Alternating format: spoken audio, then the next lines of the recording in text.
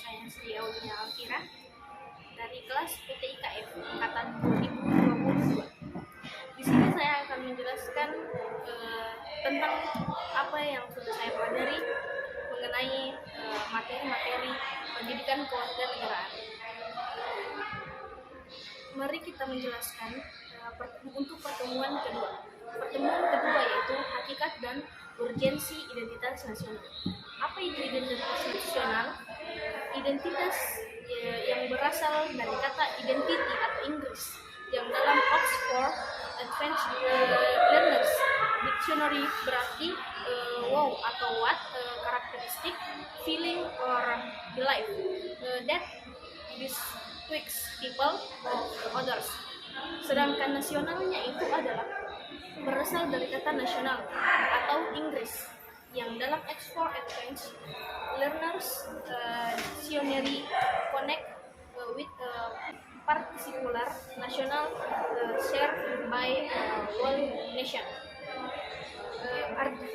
Urgensi identitas nasional. Yang pertama yaitu jati diri, termasuk ke dalam kepribadian, identitas, dan keunikan. Yang kedua yaitu nilai-nilai yang dianggap baik. Yang ketiga yaitu faktor penentu dalam pembangunan karakter bangsa. Sumber-sumber yang terdapat dalam identitas nasional yaitu ada historis, sosiologi, dan politis.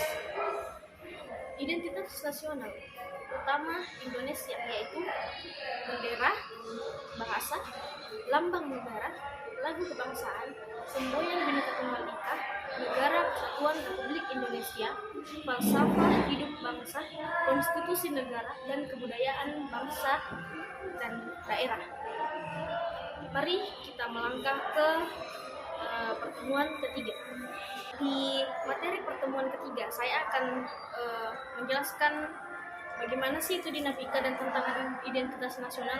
Jadi yang saya ketahui yaitu masalah yang dihadapi di Indonesia saat ini yaitu lunturnya nilai-nilai luhur dalam praktik kehidupan berbangsa dan bernegara. Nilai-nilai Pancasila menjadi acuan sikap dan perilaku sehari-hari. Rasa nasionalisme dan patriotisme yang luntur dan memudar. Yang terakhir, lebih bangga menggunakan bahasa asing daripada menggunakan bahasa Indonesia. Bagaimana sih dinamika identitas nasional di Indonesia? Negara atau bangsa Indonesia tampaknya masih harus bergulat kembali dengan hal-hal yang dasar. Hal-hal yang dasar itu dalam bentuk kehidupan kebangsaan.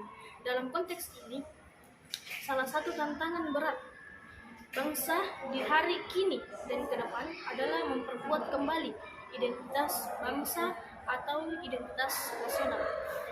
Selanjutnya, bagaimana jika Indonesia belum memperkuat identitas nasionalnya? Secara internal terjadi perubahan yang tidak selalu menguntungkan penguatan identitas nasional. Dalam dasawarsa terakhir, kita bisa menyaksikan terjadinya disorientasi dan eskalasi ekonomi, politik, dan sosial budaya, baik pada tingkat nasional maupun lokal. Euforia politik dan demokrasi dengan berbagai aksesnya terus berlanjut, mengakibatkan menguatnya rasa kecewa dan frustasi di kalangan masyarakat. Rasa terpuruk akibatnya terus bertahan mengancam identitas nasional. Yang terakhir yaitu strategi kita mempertahankan identitas nasional. Yang pertama, menggunakan produk-produk Indonesia. Yang kedua, menghargai para pahlawan dengan cara mempelajari sejarah perjuangan mereka. Yang ketiga, berprestasi di berbagai bidang, misalkan bidang olahraga, akademik, teknologi, dan lain-lain. Sekian dari pertemuan ketiga. Sekarang kita akan melangkah ke pertemuan keempat. Pertemuan keempat yaitu hakikat dan urgensi integrasi nasional. Apa sih makna integrasi nasional itu? Jadi konsep integrasi nasional dihubungkan dengan konteks tertentu dan umumnya dikemukakan oleh para ahlinya. Jadi terdapat beberapa ahli yang berpendapat tentang urgensi integrasi nasional. Yang pertama ada Safroidin Bahar, yang kedua ada Risa Noer Arfani, yang ketiga ada Juliatu Suroyo, yang keempat atau yang terakhir yaitu Ramlan Surbakti. Dapat kita sebutkan juga ada beberapa jenis integrasi, termasuknya itu integrasi bangsa, integrasi wilayah, integrasi nilai, integrasi elit massa, dan integrasi tingkah laku. Sedangkan integrasi nasional terdiri dari yang pertama integrasi politik, yang kedua integrasi ekonomi, dan yang terakhir integrasi sosial budaya. Berikutnya kita akan melangkah ke pertemuan kelima. Di pertemuan kelima ini kita akan membahas tentang identitas nasional, di mana menelusuri konsep dan urgensi identitas nasional. Konsep identitas nasional dibentuk oleh dua kata dasar, ialah identitas dan nasional. Lalu contoh identitas kita adalah bendera, bangsa, lambang negara, dan lagu kebangsaan. Menanya alasan mengapa diperlukan identitas nasional. Identitas nasional secara definisi adalah kumpulan dari nilai budaya yang berkembang dalam aspek kehidupan suatu bangsa serta menjadi ciri khas tersendiri yang membedakan dengan bangsa yang lainnya. Historis terbentuknya identitas nasional Indonesia. Proses membentukannya identitas nasional umumnya membutuhkan waktu, upaya keras, dan perjuangan. Hal ini dikarenakan identitas nasional adalah hasil kesepakatan masyarakat bangsa itu sendiri.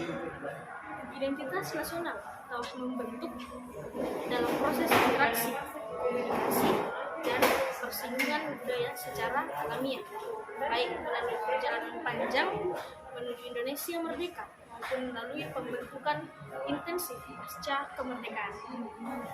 Membangun argumen tentang dinamika dan tantangan identitas nasional Indonesia.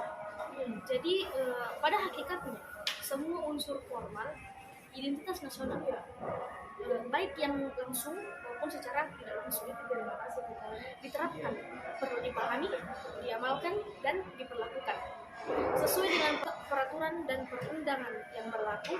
Negara Indonesia memahami dan menyadari dirinya sebagai warga negara yang baik dan beridentitas sebagai warga negara Indonesia. Oleh karena itu, warga negara yang baik akan berupaya belajar secara berkelanjutan agar menjadi warga negara bukan hanya baik tetapi cerdas. Mengetahui betapa pentingnya identitas nasional Indonesia. Identitas nasional sangat penting bagi bangsa Indonesia karena satu, bangsa Indonesia dapat dibedakan dan sekaligus dikenal oleh bangsa lain. Yang kedua, identitas nasional bagi sebuah negara bangsa sangat penting bagi kehidupan atau kelangsungan hidup negara bangsa tersebut karena dapat mempersatukan negara bangsa. Dan yang ketiga atau yang terakhir, yaitu identitas nasional penting bagi kewibawaan negara dan bangsa Indonesia sebagai ciri khas bangsa. Mari lanjut ke materi ke-6. Jadi kita akan melanjutkan ke pertemuan ke-6, yaitu hakikat dan urgensi konstitusi negara Indonesia. Konstitusi menjadi sesuatu yang urgen dalam tatanan kehidupan ketatanegaraan karena konstitusi merupakan sekumpulan aturan yang mengatur organisasi negara serta hubungan antara negara dan warga negara sehingga saling menyesuaikan diri dan saling bekerja sama. Bagaimana hakikat konstitusi Indonesia? Konstitusi itu pada hakikatnya merupakan hukum dasar yang tertinggi dan menjadi dasar berlakunya peraturan perundang-undangan lainnya yang lebih rendah. Para penyusun atau perumus undang-undang dasar selalu menganggap perlu menentukan tata cara perubahan yang tidak mudah.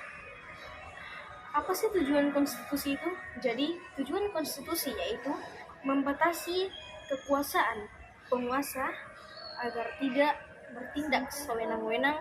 Maksudnya, tanpa membatasi kekuasaan penguasa, konstitusi tidak akan berjalan dengan baik dan bisa saja kekuasaan penguasa akan merajalela dan bisa merugikan rakyat. Melindungi HAM maksudnya setiap penguasa berhak menghormati HAM orang lain dan hak memperoleh perlindungan hukum di dalam hal melaksanakan haknya. Pedoman penyelenggaraan negara maksudnya tanpa adanya pedoman konstitusi negara, kita tidak akan berdiri dengan kokoh. Alasan mengapa di Indonesia itu diperlukan konstitusi dalam kehidupan berbangsa bernegara Indonesia. Karena untuk membatasi kekuasaan pemerintah agar tidak memerintah dengan sewenang-wenang.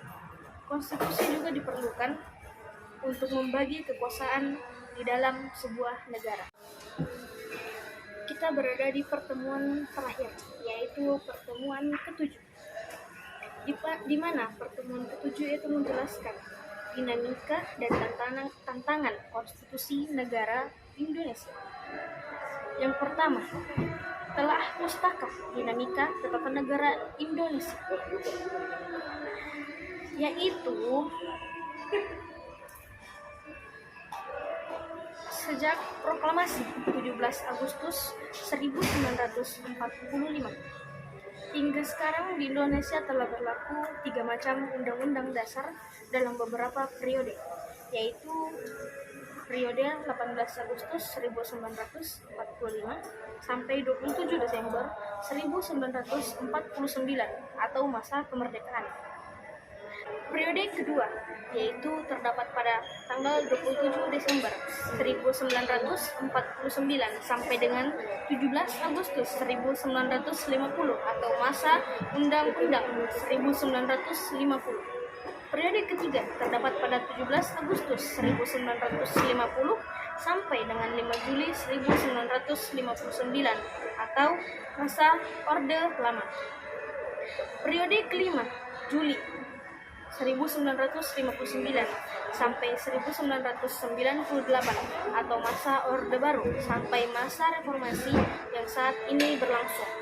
Yang kedua, perubahan konstitusi negara atau Indonesia, yaitu setelah Soeharto turun, B.J. Habibie naik menjadi presiden karena dianggap hanya sebagai tokoh transisi. Ia dapat berusaha mengurusi transisi itu sebagai tugas yang istimewa, sehingga perannya dikatakan berhasil.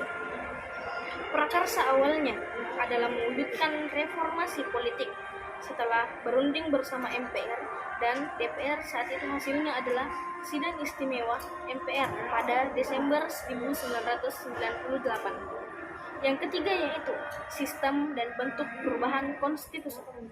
Sistem perubahan konstitusi di Indonesia menganut sistem konstitusional amandemen, yaitu perubahan tidak dilakukan langsung terhadap Undang-Undang Dasar lama.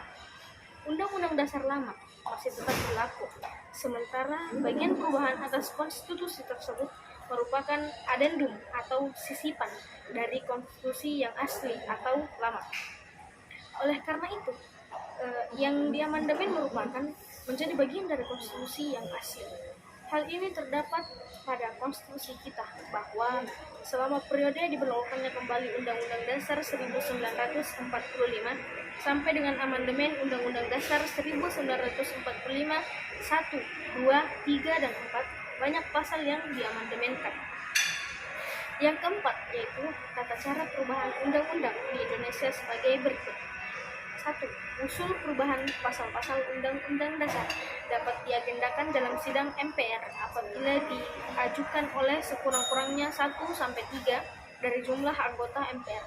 Yang kedua, setiap usul perubahan pasal-pasal Undang-Undang Dasar diajukan secara tertulis dan ditunjukkan dengan jelas bagaimana yang diusulkan untuk diubah beserta alasannya. Yang ketiga yaitu untuk mengubah pasal-pasal Undang-Undang Dasar, sidang MPR dihadiri oleh sekurang-kurangnya 2-3 dari jumlah anggota MPR. Yang keempat atau yang terakhir, putusan untuk mengubah pasal-pasal Undang-Undang Dasar dilakukan dengan persetujuan sekurang-kurangnya 50% ditambah 1 anggota dari seluruh anggota MPR. Mungkin itulah paparan materi dari pertemuan 2 sampai pertemuan 7. Sekian dari saya pamit. Assalamualaikum warahmatullahi wabarakatuh.